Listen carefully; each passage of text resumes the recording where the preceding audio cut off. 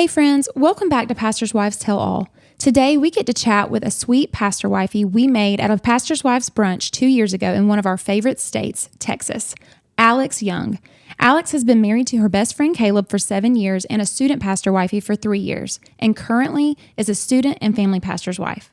She is a stay-at-home mama to 2 of the sweetest little girls with a small cleaning business on the side that she uses to be the hands and feet of Jesus. She loves to spend her time baking and pouring into girls and women. In this episode, we dive into Alex's story of surviving a dark mental health journey following the birth of her last daughter, postpartum, depression, and psychosis. Friends, this conversation is heavy and does mention suicidal ideations. If this is a trigger for you or you have little ears listening in, you may want to stop right here. For the rest of us, this conversation will be encouraging for those of you walking through your own mental health journey while in church leadership and those who are walking alongside pastors who are struggling too. Now let's get to our conversation.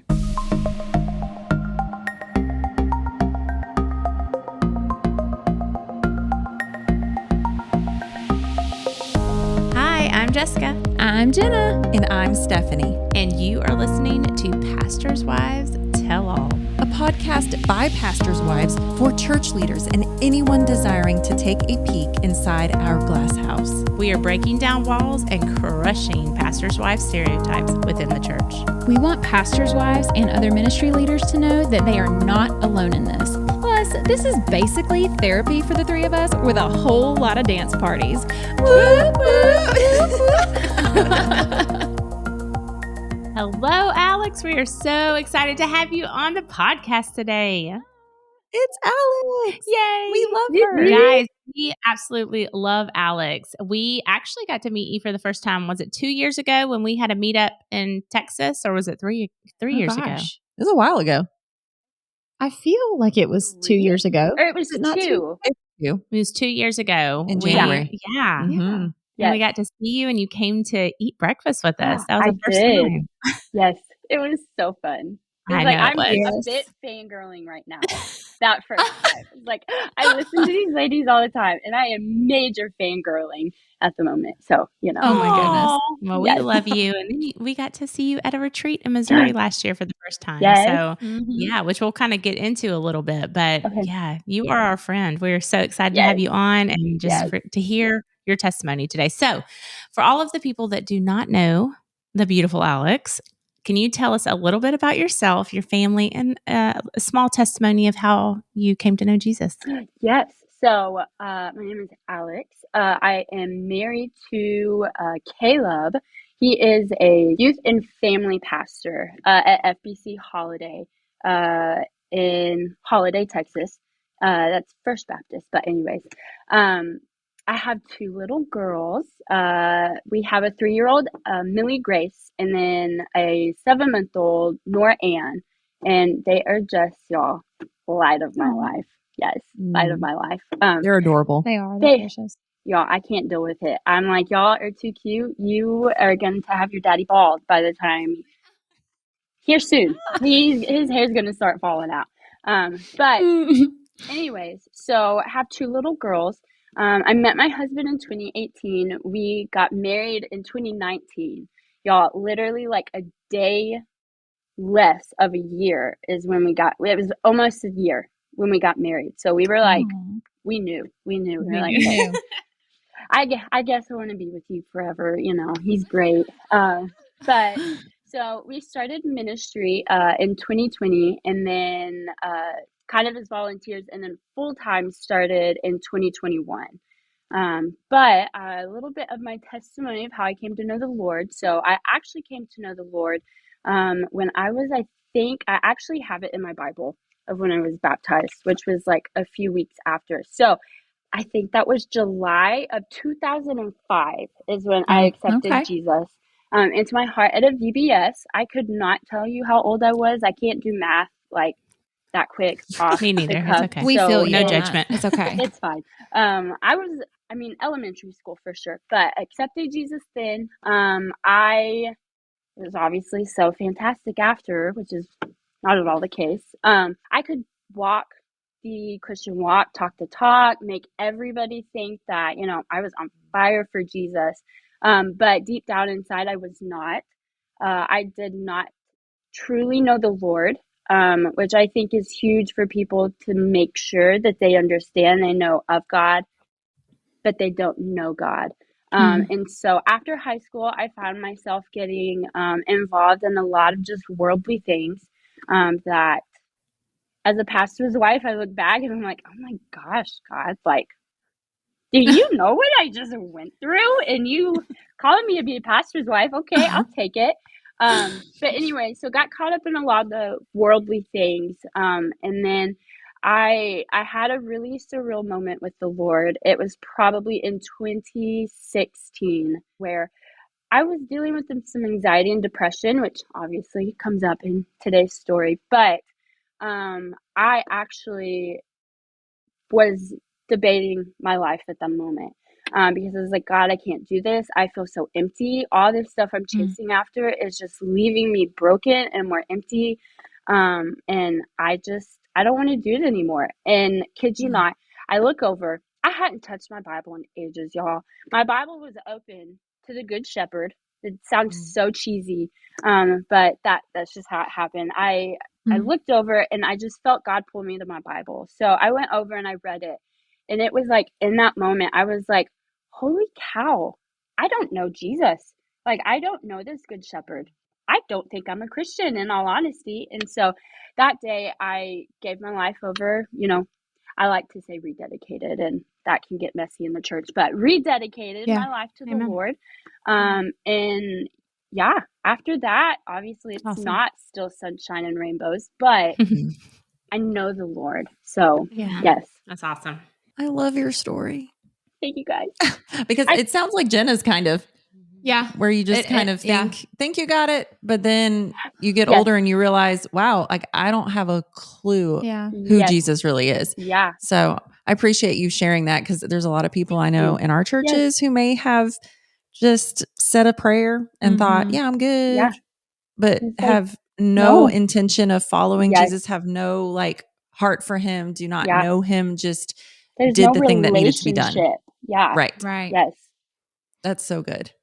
Okay. So Alex, we are going to get into a very heavy conversation here, but before that, can you just dive into maybe some of the beginning stuff with you and your husband in ministry, just some of that journey that you've had since 2021? Yes. It is it's going to be hard because I want to kind of forewarn, I know there's going to be people from my past church that hear this, and I want to extend empathy, but also they're going to hear some really hard things that I think they could possibly be ashamed of after they hear it. So I just want to make that known. I am walking through this very gently. And I mean no malice about anything I say, but it's just what happened. It's your it's part of your story. Yes. So we started ministry in 2021. Caleb was so we were just volunteers. And this kind of is what's funny. I knew God was calling me to ministry, but I was like, I'll volunteer. I get to go Sunday, Wednesday, and then that's it. Like, I don't have to do anything else. Well, end of 2020, we had a huge turnover. Literally we have our past church. We had 4 different pastors in our youth program. It was kind of a mega church, but every pastor that they had just hired that January actually all left. They all left. And at first we were like, holy cow, like that's kind of mean. You're only here a year and then you leave. Little did I know, I can kind of understand why. But at the end of 2020, they approached my husband because we were volunteering. They knew we both had hearts for students in ministry. And they were like, hey, we want you to come just intern over at our West campus and kind of be the youth guy. It's not full time. You can still work your other job. He was working a different job at the time, traveling. So we were still only there Sunday and Wednesday. Well, little did we know, the fall or summer of 2021, they officially offered him the youth pastor job over there. And I was like, this is not the ministry I intended to be part of. I just wanted to volunteer, and now I'm a pastor's wife. So it just really full circle moments. The Lord's got a good sense of humor. And so fall of 2020 and was when he officially started full time, accepting the offer. Well, we unfortunately, I like to joke, we were thrown to the wolves. During that intern, there was no shepherding. There was no discipleship of them like, hey, this is how you run a youth ministry, or hey, this is how you just go about ministry life. There was none of that. There was no shepherding at all whatsoever. And so we went in, y'all, like as blind as bats. I hope bats are blind because I use that quite often. So sorry. I feel like maybe they are. They have Maybe. to be. Well, I think they would have to be. Right? Yeah. Wow, Alex, you've got my wheels spinning now. Okay. I like to make up my own phrases. So I like it. It's all good. Yes. So does Anyways, Jessica. We're good. I know. I just listened to that episode and I was like, that's me. Jessica is like, she's my spirit animal. Is that a thing? Like, you're my spirit. You're There's my someone spirit like me. mama. There's I so don't much know. good that comes from the things you say. I love Okay? it. Exactly. We bring Be life. encouraged. We add personality to everything. We sure but do. There you go. Anyways, sorry. So we went in blind as bats. We had no idea what we were doing.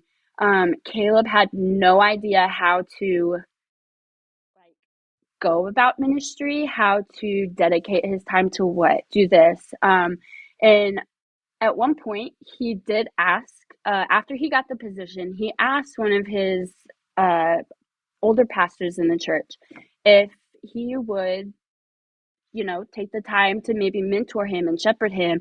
And he, unfortunately, was just straight up. He's like, I don't have time for that with you. And so I try not to get bitter because it's just where the heart was. The church was a very much production church. It was not a let's pour into our pastors and let them go out and do the work, because they were taking on everything. And so we knew that was not our forever home. We knew, so kind of a little backtrack. I want to preface, Caleb had absolutely no schooling. He had no degree, no nothing, like hadn't even started seminary. So for them to take a chance on us was a God thing. Like it truly was. They saw Caleb's heart for ministry, and I'm so thankful for that. But he had no schooling, no experience. So it was really great that they took that chance. But in that, we were like, okay, we know God brought us here because this allows us to have experience, because he's got 4 other pastors over him. We joke he was an overpaid intern. We don't really feel like we had the pastor role, but it's really not all about the roles or the title. But we were just overpaid interns. And so it was a time for Caleb to really learn. And what we took from it, unfortunately, was more so of what we didn't want to do at our next church. And there's a few things we were like, okay, this is pretty cool. We want to do this. But it was quite a bit of, man, this is just a slap in the face. We keep turning our cheek, another slap in the face, and we just kept trucking through it. But it got to the point Caleb was like, I don't want to do ministry anymore. He's like, this is just completely burning me from wanting to be a ministry. I can do another job. And so he went in and had a conversation about it. But they obviously told him what he wanted to hear. And they're like, oh, yeah, we'll work with you. We'll shepherd you. And it worked for a week. I kid you not, a week that happened. And then the next week it was like, hey, I don't have time this week. So it just went right back to it. Right. But actually this summer, so Caleb stuck with it. And this summer, kind of during this time that we're about to talk about, Caleb was approached by the pastor here at our church now, FBC Holiday. And he's like, hey, I want you to apply. And so we were like, okay, first off, God, this is the most like insane time to make a big change like that, but we trust you. And to be quite frank, I didn't think he was going to get it, but the Lord knows better. And so hallelujah, we are here at this church, and it's it's been a game changer. That's Full awesome. game That's Awesome. changer. amazing. So, Oh, yes. praise God. Oh my Okay. goodness. Okay. So fast forward to last year at the Missouri Last year. retreat. Yeah. When we met you for the second time, actually, you were pregnant. Yes, with our And second. it's adorable, by the You way, know. of course. That's right. And so you were having some complications with your Mhm. pregnancy at that time. Can you share a little bit about those complications and the ups and downs you had while you were pregnant? Yes. So, kind of backtrack on that a little bit. I was told at 16, I believe it was, I would not be able to have kids. And so it happened from a medical injury. I don't have to get into that. But was told after that I wouldn't be able to have kids. It damaged my reproductive hormones. And so not knowing I could have kids, I mean, we tried. We had Millie. Millie was breached. And so we had to do a C-section, which fantastic. That's a whole nother thing. It was fantastic. And then last year it took us quite long. It took us quite some time to get pregnant with Nora. I think it was about 9 months of trying with Nora. And so we finally were able to get pregnant.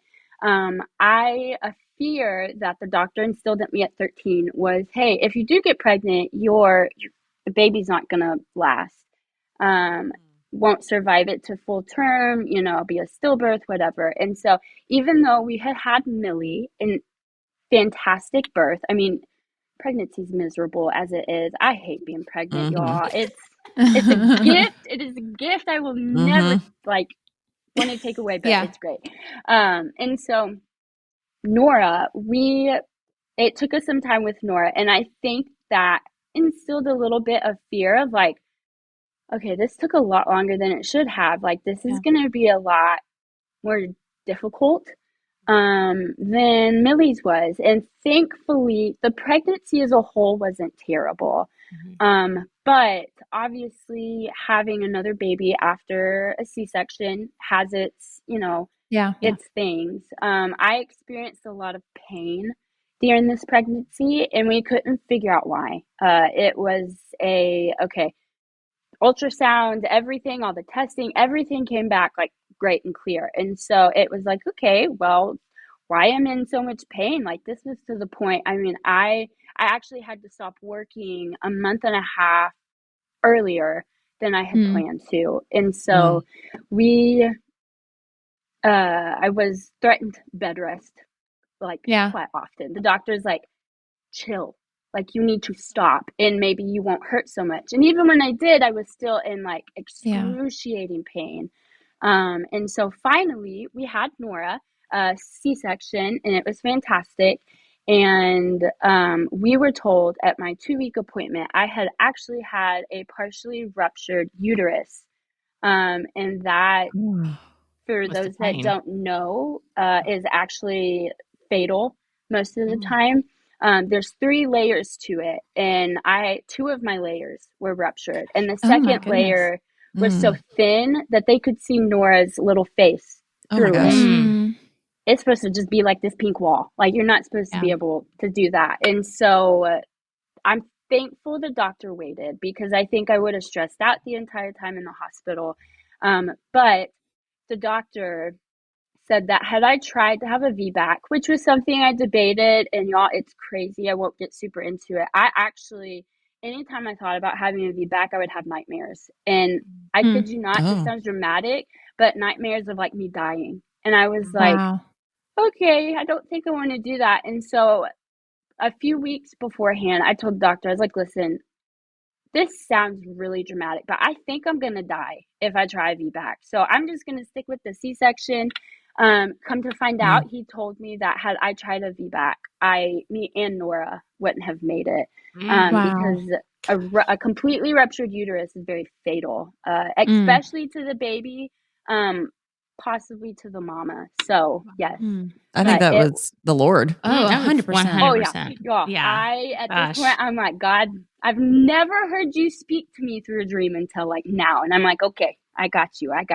That's so cool. Thank you. And also just the mental, when you were at the retreat, you were in my small group. It was Yeah. a lot of it is just mentally, you're in Yeah. pain constantly, Yes. but also your mind is going back to your 13-year-old self going like, Yeah. is my baby going to make it? Like Yeah. that's a constant thing for a mother to Yes. imagine. I mean, I think Mm. mothers in general that are giving birth worry about that in some way during those 9 months of going, Yeah. you know, Oh, yeah. are things going to be Yes. okay? And then, Yeah. so gosh, it sounds like you grew a whole lot Mhm. during that A time. whole lot. Yes, they did. And then you heard from him in a dream, which is amazing. And yeah, we believe Yeah. that 100%. happened and he protected Yeah. you because Mhm. he had a story to tell He through did. you and which is so cool, which we get to get into a little portion of your testimony today of what has been Yeah. happening over the past Yes. year. So you delivered Nora, you came Yes. home. Okay. Praise God. Everyone is home. You're getting used to having a family of 4. And then Yes. postpartum depression, psychosis starts to take place in your Yes. life. So Yes. can you kind of share, I mean, maybe start with a definition of what that is? Yeah. Okay. And then Yeah. also tell us what signs you started to have. Mhm. And then we just want you to be able to share your testimony of kind of what took place Yeah. during this time. Okay. So I wish I would have looked up the actual medical definition for this, but postpartum depression psychosis is you obviously experience postpartum depression, which is more than just baby blues. This is like, I think it's like after the 6-week mark, if you're still feeling this depression, it's now category of postpartum depression. The psychosis aspect to it, most people that go through this have like hallucinations, they hear voices. I mean, it's literally a psychotic thing. I mean, I always told Caleb I literally felt crazy. Like I did. It was just the most unearthly, unworldly feeling. It was awful. I wouldn't even wish that on my worst enemy. But so that's kind of what it is. Yeah. My What story. were some signs you had?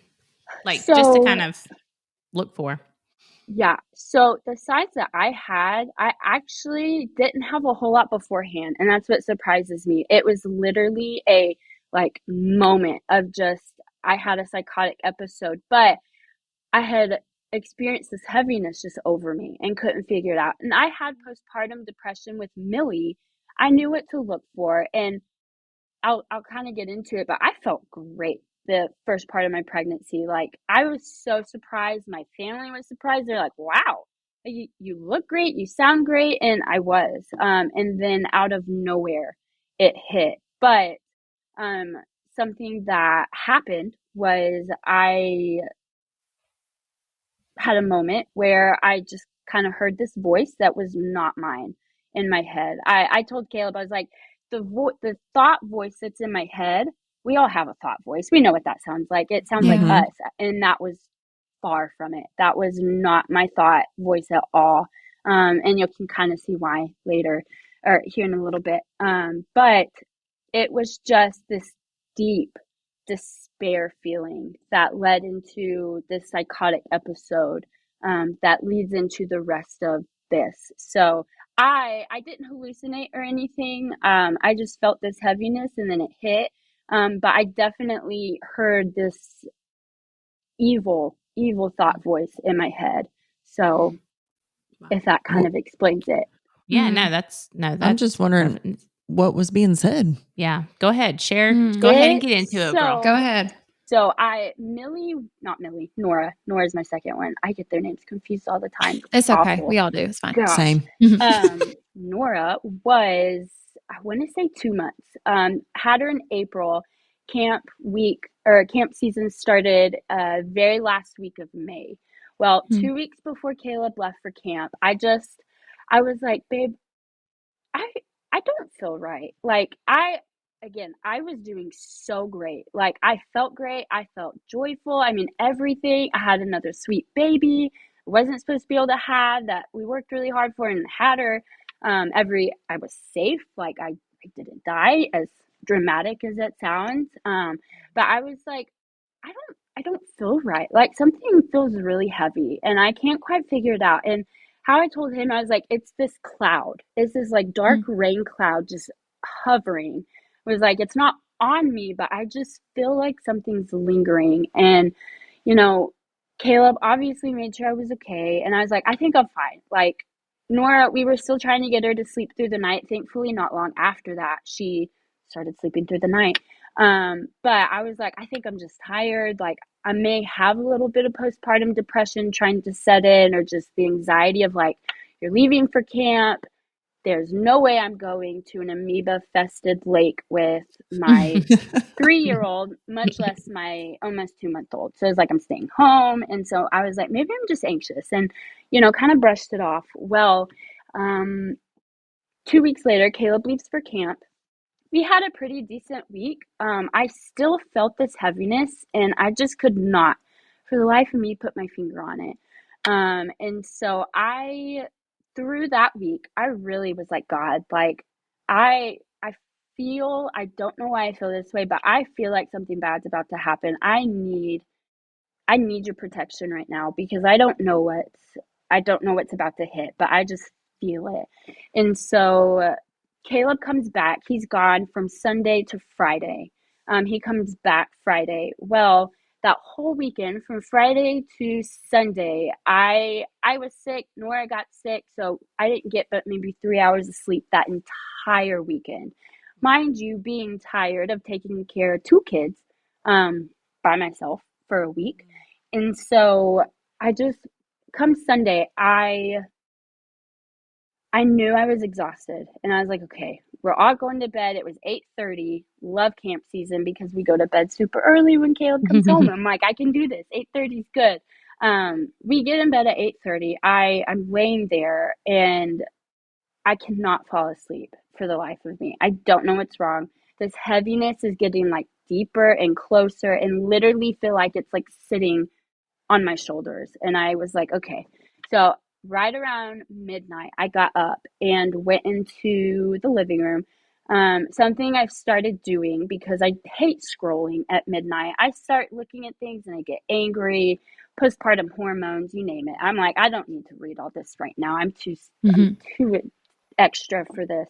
And so I went in and I turned on the TV. I love to turn on worship music. And I just sat in there and I just sat with the Lord. I was sitting on the couch at this time. And just started praying. I was like, God, please, whatever this is, I know this is evil, because it feels evil. It feels demonic. And I was like, God, in your name, I pray that you may like make this feeling flee. As soon as I finished that sentence, it sounds so like unworldly, but it like entered me.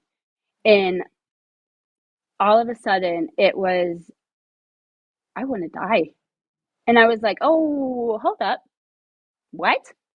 And again, did not sound like my head voice that I have. And it was like, hey, you've got a lot. Like, you're about to endure a lot. Like, let's just go end it now. Like, before you have to go through this. And it was just, y'all, I don't even know how to like process words to communicate what was going on, but that's like the gist of it. And all of a sudden, this deep feeling of despair and I hate saying this, desire to die just entered my heart. And I threw myself face down on the floor. I always was like, I think it's David. At one point, he throws his stuff down on the floor on his face, like praying to God. I always thought that was weird. And then this moment hit, and I was like, I am face down on the floor in tears, like violently shaking, because I am so honestly terrified of what this was. And so was like, God, please, and like begging God. And then finally, I'm not quite sure what happened between that moment and then this next moment. But obviously I was fine. Everyone in the house was fine.